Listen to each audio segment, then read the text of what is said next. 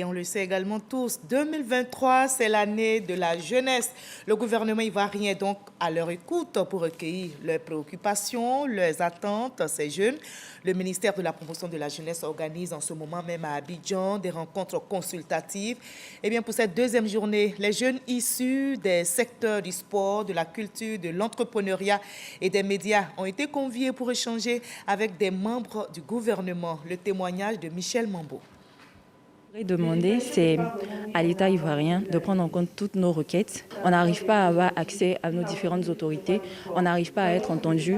On fait également beaucoup de rencontres, mais après, dans le suivi, c'est un peu compliqué. Une doléance qui trouve réponse à ces rencontres consultatives. Ici, la parole est libérée. Pour cette deuxième journée d'échange entre le gouvernement et les jeunes de Côte d'Ivoire, 5 ministres sont au rendez-vous. Ils sont venus écouter et recueillir les propositions des jeunes issus pour cette deuxième vague des secteurs du sport, des arts, de la culture, des médias et de l'entrepreneuriat. Ce que je suggère, donc, mettre en place un bon mécanisme, une politique qui permette donc à une protection directe et des droits d'auteur des artistes au niveau donc du ministère qui travaillera de pair avec les start-up du milieu culturel.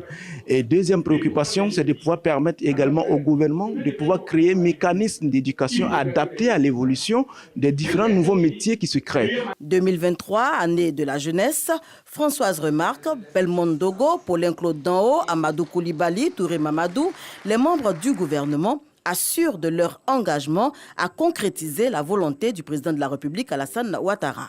Les orientations sont bien définies, mais les concernés devront y prendre une part active. Nous sommes là pour que tout ce que vous pensez être utile comme marqueur que nous pouvons mettre en œuvre cette année, nous sommes là pour vous écouter et dire comment nous allons mettre tout ça en branle. Nous avons quelques pistes de réflexion, mais cela doit être complété par vos propositions. Cette année, on va beaucoup plus accompagner les initiatives qui valorisent les jeunes. Ce n'est pas seulement en termes de formation ou en termes de création d'emplois, mais c'est la valorisation même donc de cette jeunesse qui crée, qui peut être un exemple ou des exemples pour les autres jeunes. Pour la troisième journée des rencontres consultatives, la part belle sera faite aux jeunes issus du secteur informel.